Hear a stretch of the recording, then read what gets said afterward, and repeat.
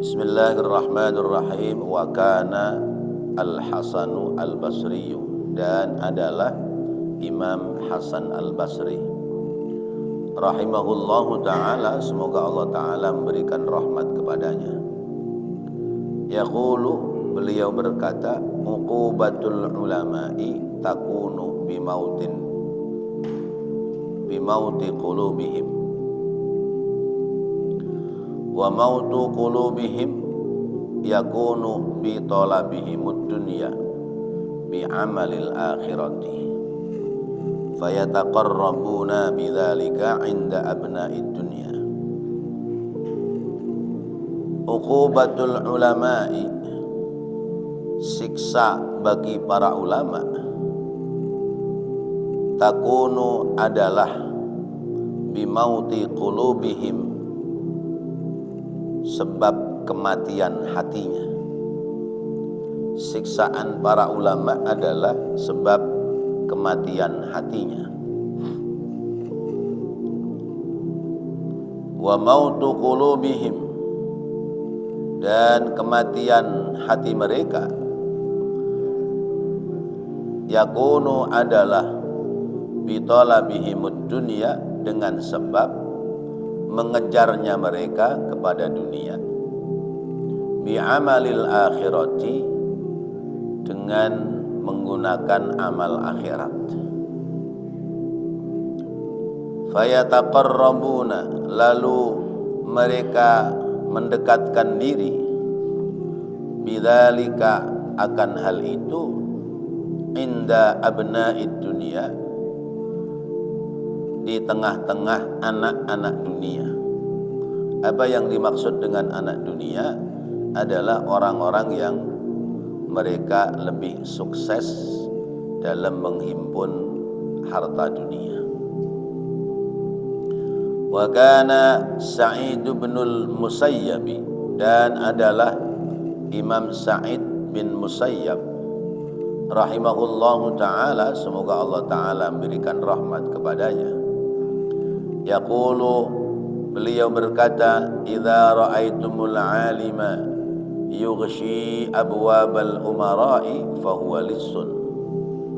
Idza ra'aitum, apabila kalian melihat al-'alima, orang alim, yakni ulama, yughshi, mendatangi, abwabal umara'i, pintu-pintu para pemimpin, fahuwa, maka ulama itu, lissun, sebagai pencuri.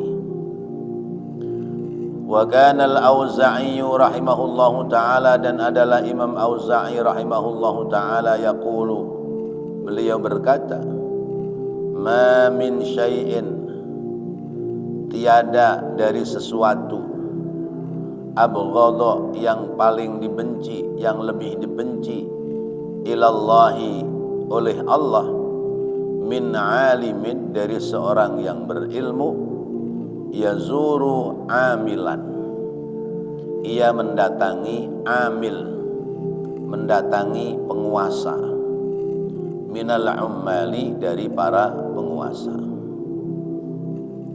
Baik bapak-bapak, hadirin dan saudara-saudara yang dirahmati Allah, ada 3 nasihat yang sampai kepada kita, yakni yang pertama dari Imam Hasan Al-Basri, yang kedua dari Imam Sa'id bin Musayyab, dan yang ketiga dari Imam Auza'i. Al-Imam Hasan Al-Basri, beliau menyampaikan, uqubatul ulama'i takunu bimauti qulubihim. Siksaan para ulama itu apabila hati mereka mati. Wa mautu qulubihim, dan sebab kematian hati mereka, yakunu bitolabihimud dunya, karena mereka mengejar pada kekayaan dunia, mencari kekayaan dunia, bi'amalil akhirati, dengan amal-amal akhirat. Fayataqarrabuna bidzalika 'inda abna'id dunya, maka mereka lebih dekat kepada anak-anak dunia, yaitu orang-orang yang hidupnya mengejar kesuksesan dunia. Udah paham apa belum? Udah paham, Pak?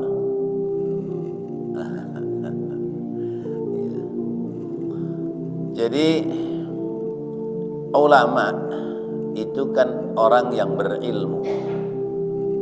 Isim jamak dari kata alimun. Alimun jamaknya ulama. Bukan ada ulama, ada u baru, bukan. Kalau itu u lama dan u baru.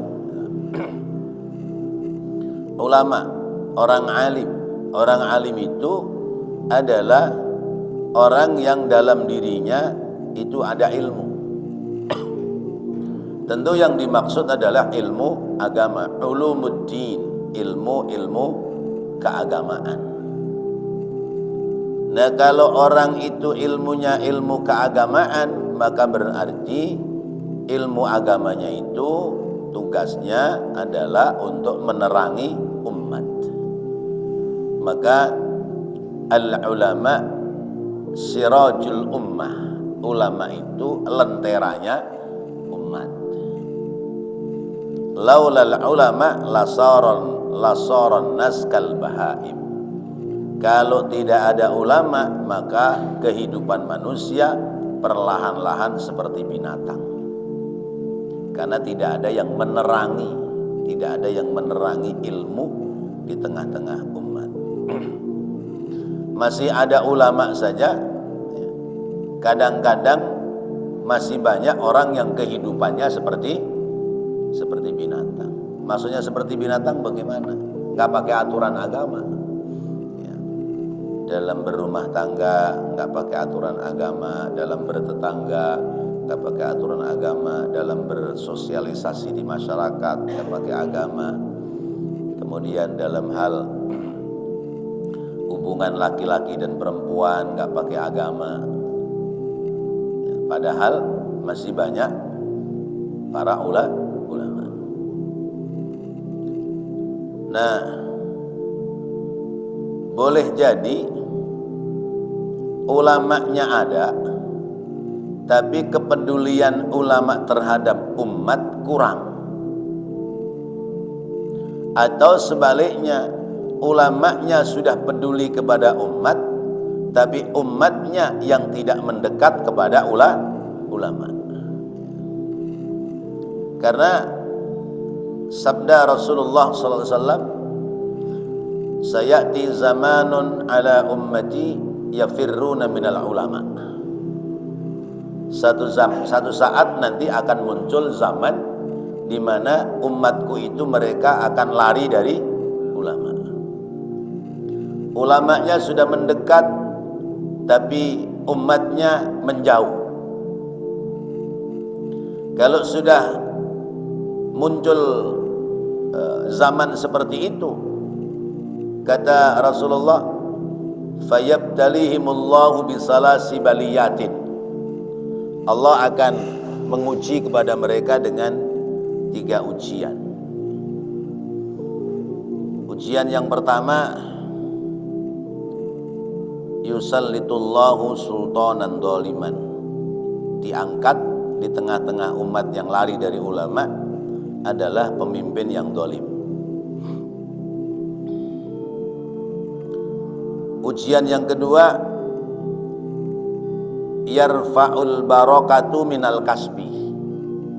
Keberkahannya dalam mencari rezeki diangkat oleh Allah. Jadi orang cari rezeki tapi nggak ada berkah.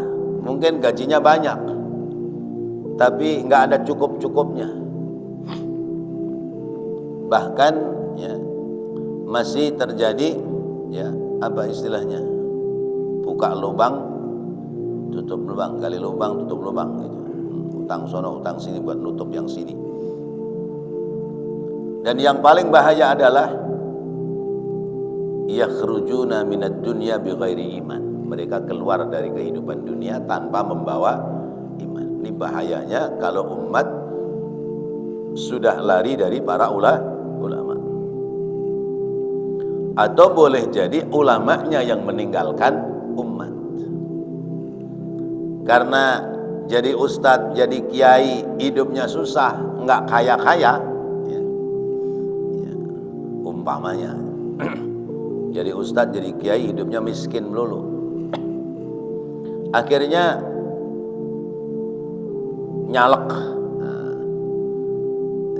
nyalek atau nyagup menjadi calon anggota legislatif.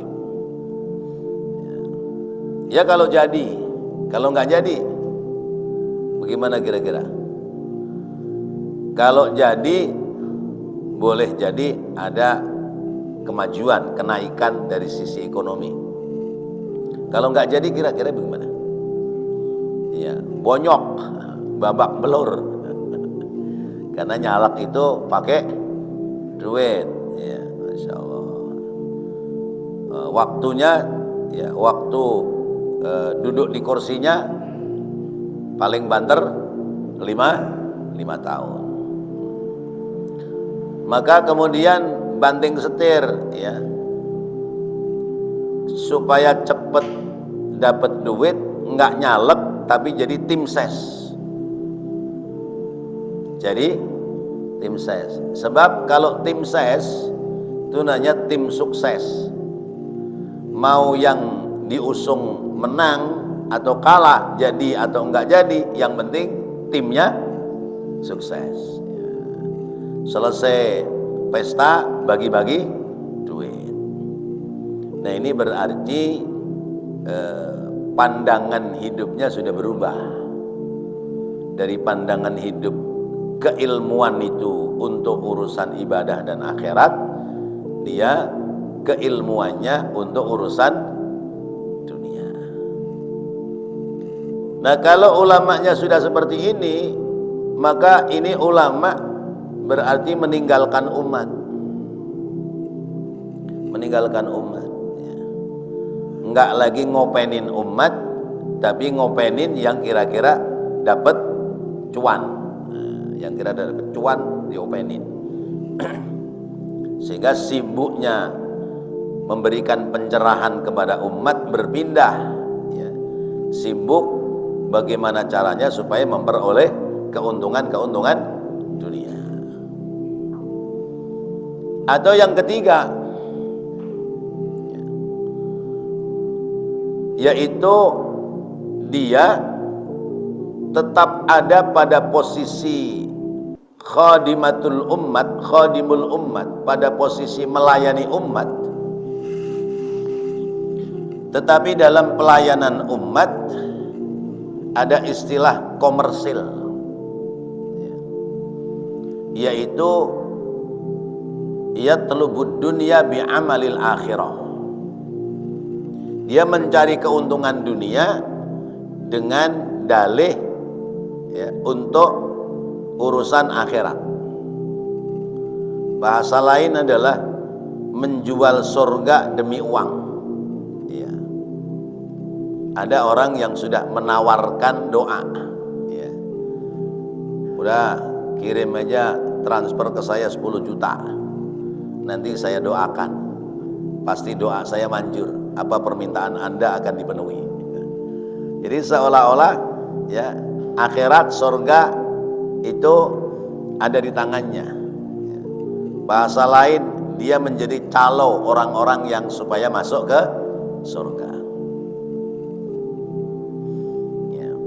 Membungkus doa dengan kata takdir. Ya. Jadi kadang-kadang ada yang seperti itu. Zahirnya itu nampak urusan akhirat, tapi hakikatnya dia sedang nyari dunia. Bagaimana ini kalau seperti ini? Ya. Akhirnya undangan ceramah, pasang tarif, ya. Sekian puluh juta, itu pun harus daftar, ya, waktu yang lama, kemudian harus bayar apa? Perskot, DP ya, bayar DP perskot ya. Nah, emang ada jaminan sampai batas waktunya dia masih hidup? Gak ada jaminan. Sayyidina Umar aja, Sayyidina Umar ketika beliau menjadi khalifah, mau minjem uang negara kepada Menteri Keuangan. Siapa Menteri Keuangannya? Purbaya. Sekarang itu ya. Mau pinjam uang ke Menteri Keuangan ya, untuk keperluan keluarga, itu tidak di ACC oleh Menteri Keuangan. Padahal yang mau pinjam presiden ya, kelasnya presiden, khalifah Sayyidina Umar ya, lewat ajudan ditolak. Khalifah Umar datang sendiri, ditolak ya, mengajukan pinjaman ya, katakan sekian dinar atau dirham, nanti dalam batas waktu sekian bulan akan dibayar. Itu ketika Sayyidina Umar yang datang kemudian mengajukan pinjaman, kata Menteri Keuangan, wahai Khalifah, apakah Anda bisa menjamin umur Anda sampai pada batas waktu perjanjian Anda mau bayar?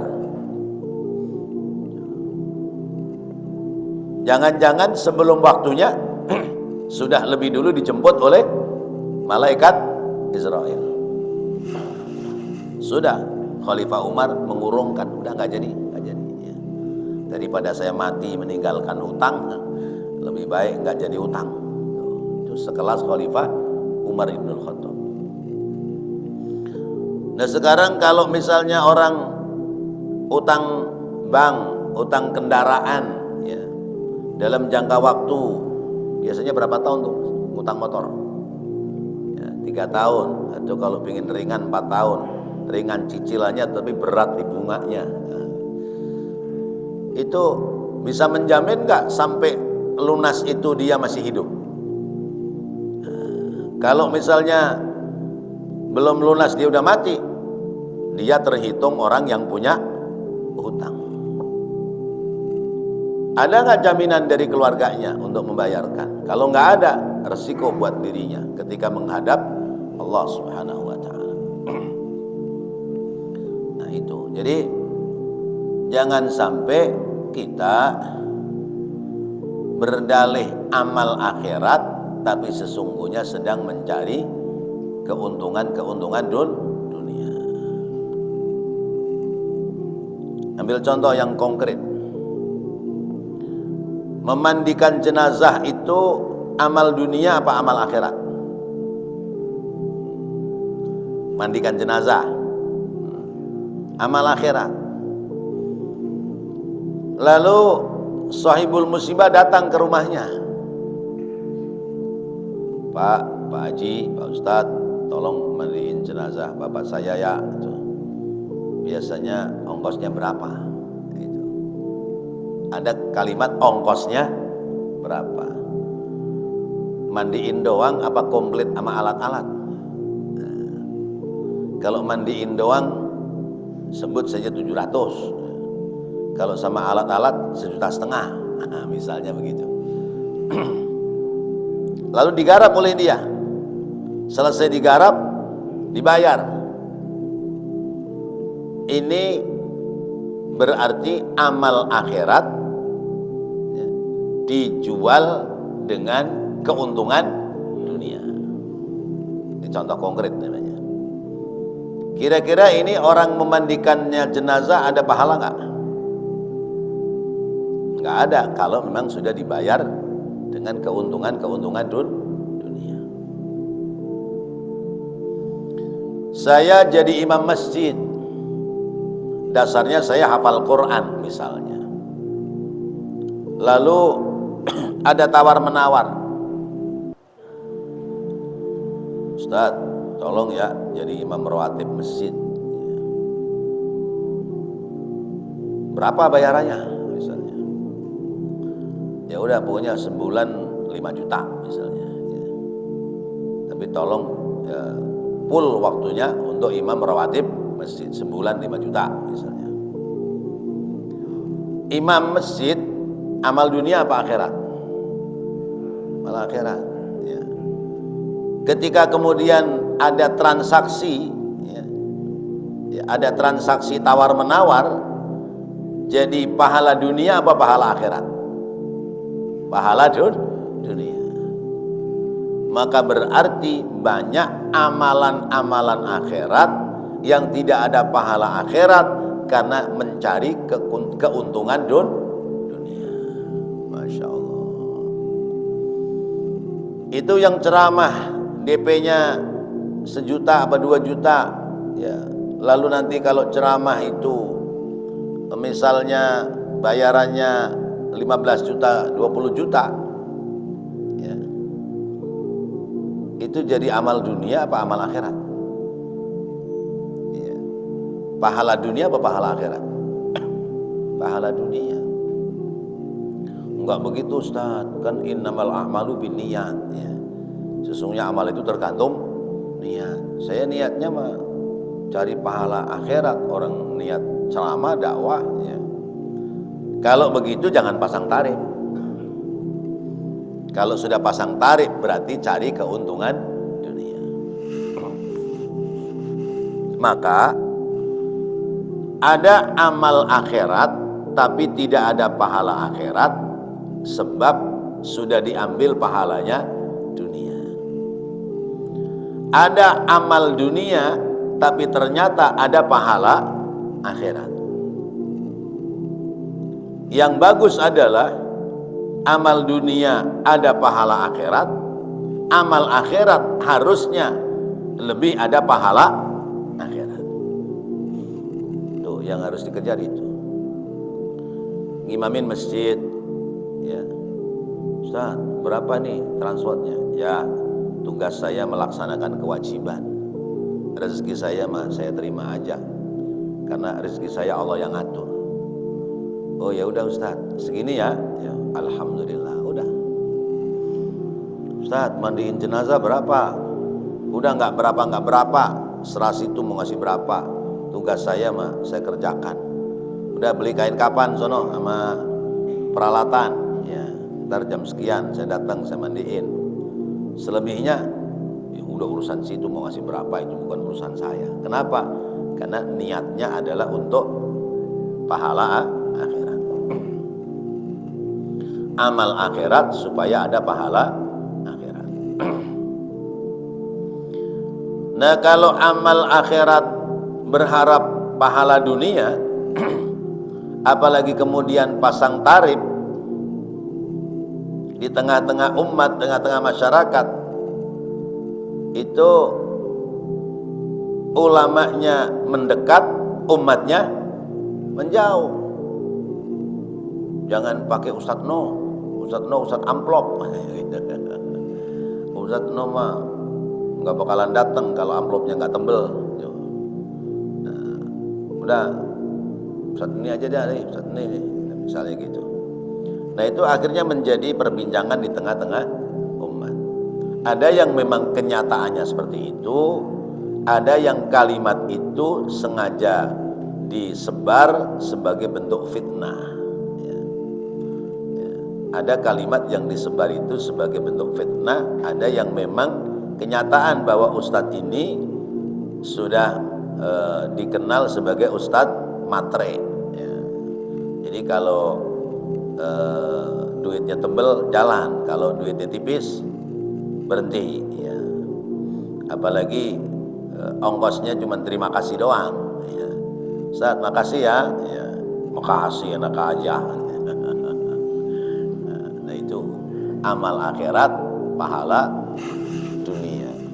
Mestinya amal akhirat pahala akhirat. Karena ulamanya ingin amal akhirat supaya dapat pahala dunia, maka yang digarap oleh ulama itu adalah abnaud dunia, ya. Ulama ini lebih senang dekat kepada orang-orang kaya daripada orang-orang susah, ya. Jadi kalau ketahuan ini orang kaya dikejar sama dia, ya. segala apa kepentingan keperluannya diselesaikan sama dia. Tapi kalau yang punya urusan orang susah, lah boro-boro dia deketin ya. Malah ketika orang susah datang, bilang sama keluarganya, bilang aja nggak ada, lagi pergi. Masya Allah. Na'udzubillahi min dzalik. Lalu apakah ulama tidak boleh dekat dengan orang kaya? Boleh ya. Justru ulama itu harus mendekati orang kaya. Sebab kalau orang kaya tidak didekati oleh ulama, nanti kekayaannya tidak manfaat ya, untuk hal-hal yang bersifat maksiat. Tapi karena didekati oleh ulama, maka kekayaannya, hartanya menjadi manfaat dalam kebaikan. Orang kaya sudah cukup duitnya, datangi oleh ulama, nih ente pantasnya udah wakaf tanah ini buat bangunan masjid atau majelis atau apa, rezeki udah banyak ya. Jangan habis dunia aja, harus ada yang sampai ke negeri akhirat. Nah, itu boleh begitu. Ulama kiai mau bangun pesantren, kalau deketnya gaulnya sama orang-orang susah melulu, jadi gak pesantrennya? Ya. Yang dideketin sama ulama kiai orang-orang susah melulu, pesantrennya jadi gak? Ya jadi, tapi gak tahu kapan tahunnya. Nah amalnya 10.000, 20.000, 50.000 ya. Tapi kalau mendekati orang kaya, kemudian orang kaya itu ya percaya kepada ulamanya, nah udah kiai, kalau mau perluasan tanah, urusan bayar tanah saya yang bayar.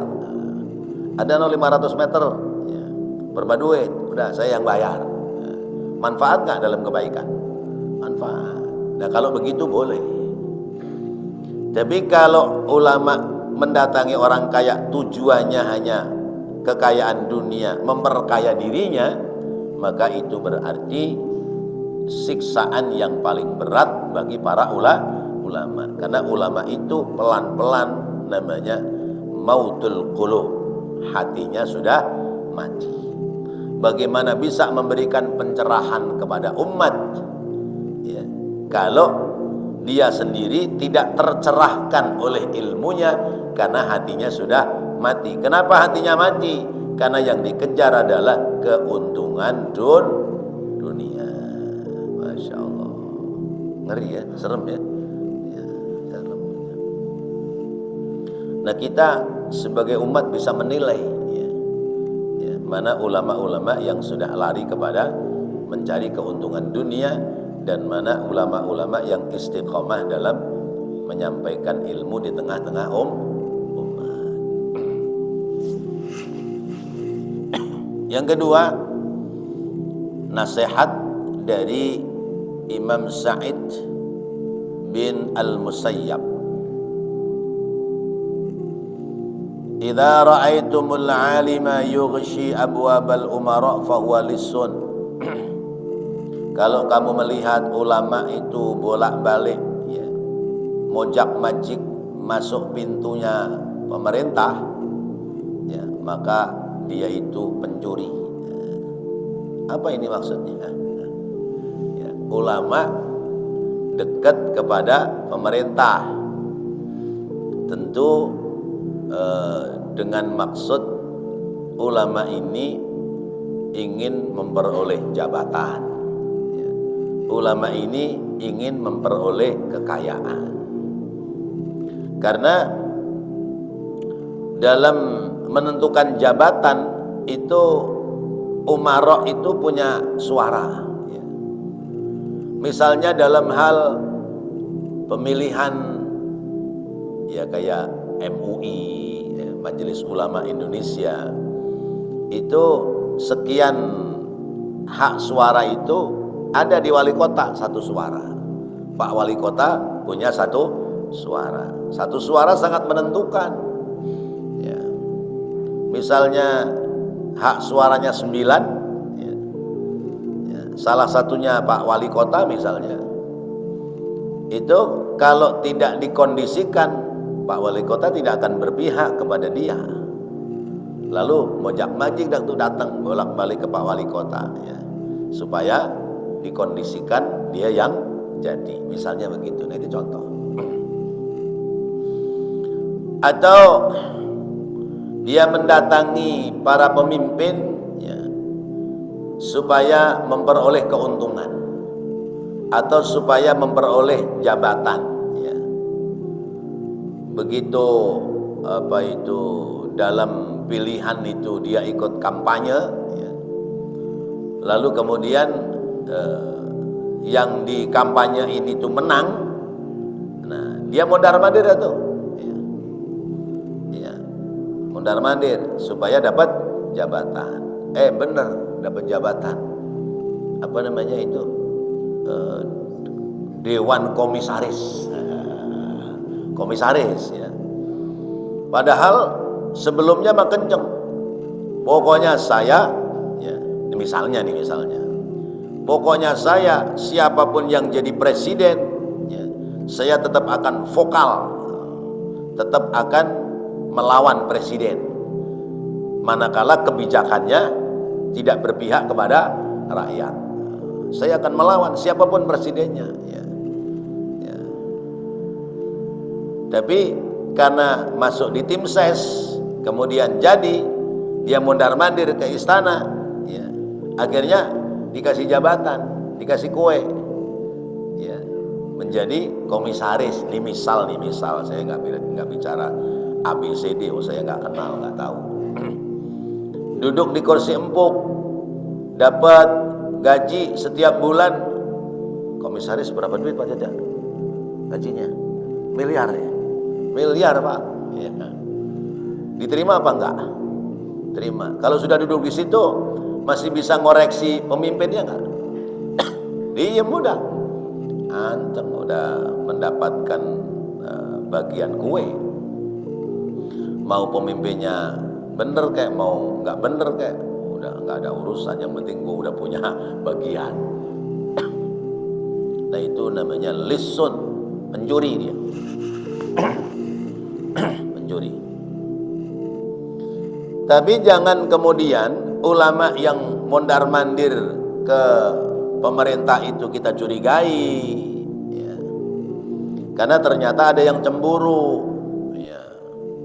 Hati-hati tuh Kiai Onono bolak-balik mulu ke gubernur, ke wali kota ya. Hati-hati, jangan-jangan dia Nah, ternyata cemburu karena dia tidak direkrut. Sementara ulama-ulama ini masuk di jajaran misalnya tingkat gubernur, tingkat provinsi, tingkat wali kota, itu memberikan pencerahan. Ulama ini datang ke kantor gubernur diminta untuk menyampaikan ilmu. Ulama ini datang ke misalnya tingkat kementerian atau kepresidenan, tapi ulama ini diminta datang menyampaikan ilmu. Selebihnya sudah nggak ada kaitan apa-apa gitu. Adapun kemudian memperoleh jabatan atau apa sebagai bentuk tanda terima kasih, dan itu bukan sebuah harapan dari seorang ulama, boleh nggak begitu? Boleh. Bahasa kita, hidup jangan minta. Hidup ini urusan jabatan, jangan minta. Tapi kalau diberikan amanat, bagaimana? Terima, sepanjang kita mampu menjalankan amanat. Ya, jabatan nggak minta, ya, tapi kalau diminta ya, untuk menduduki jabatan sebuah amanah dan kita mampu, bisa terima, laksanakan. Karena biasanya orang yang minta jabatan itu ya, dengan dalih apapun ujung-ujungnya nanti akan berbelok. Sekarang ini belakangan sedang jadi tontonan ya, gubernur mana yang dulu diusung oleh partai-partai Islam, lalu kemudian bahasanya bahasa Islami karena lulusannya juga dari lulusan Universitas Islam, pendukung-pendukungnya para kiai, ya. Tapi belakangan ditangkap sama KPK. Nah, ya. Ada yang di luar Jawa, ada yang di daerah Jawa. Saya nggak berani menyebut nama karena takut menjadi fitnah. Tapi ini sebuah tontonan buat kita. Ya, bahasanya agama, menduduki jabatan. Begitu lama-lama merasa enak, ya, daging itu ternyata gurih, ya. Pelan-pelan yang bukan haknya juga diambil. Ujung-ujungnya OTT, ya. Ya, kena tangkap tangan. Nah, ini contoh, Masya Allah. Ya, ada yang bilang, Ustadz sih bisa ngomong begitu karena nggak menjabat di sono. Coba Ustadz di sono, ya, begitu melihat gelimang harta, ya, jangan-jangan Ustadz juga ya kepengaruh, ya. Makanya nggak ke sono-sono karena takut kena pengaruh itu urusan harta. Masya Allah. Nah, jadi intinya ketika kita melihat ulama mondar-mandir ke pintu pemerintah, itu lihat apakah ulama ini memang ulama dunia, maka disebut sebagai pencuri, ya, karena dia mencari keuntungan-keuntungan dunia, ataukah ulama ini ulama akhirat yang memang datangnya kepada para pejabat adalah untuk memberikan pencerahan ilmu di tengah-tengah mereka. Nasihat yang ketiga adalah dari Imam Al-Auza'i rahimahullahu ta'ala. Imam Auza'i mengatakan, ma min syai'in abghadha ila Allah min 'alimin yazuru 'amilan min al-ummal. Tiadalah sesuatu yang paling dibenci, yang lebih dibenci oleh Allah daripada orang alim yang mendatangi ummal. Ummal ini bisa penguasa, bisa pengusaha, ya. Karena biasanya penguasa itu berangkatnya dari pengusaha, ya. Kan begitu. Orang hidup kan begitu. Mula-mula nggak punya harta, dia bekerja keras supaya memperoleh harta. Kalau harta sudah didapati, nggak puas dia sekedar punya harta, akhirnya pingin tahta, ya. Harta sudah diraih, maka dia akan mengejar tahta, jabatan. Tahta, jabatan diraih, apalagi itu? Wanita. Iya, masa duit segini banyaknya, ya buat nafkah bini atu, katanya. Itu janda-janda yang kesulitan hidup banyak. Biarin dah, saya mau nolongin janda. Alasannya nolongin janda. Yang ditolongin janda-janda yang bening-bening. Yang janda susah nggak ditolongin. Maka itulah kehidupan manusia, tidak akan ada puasnya, ya.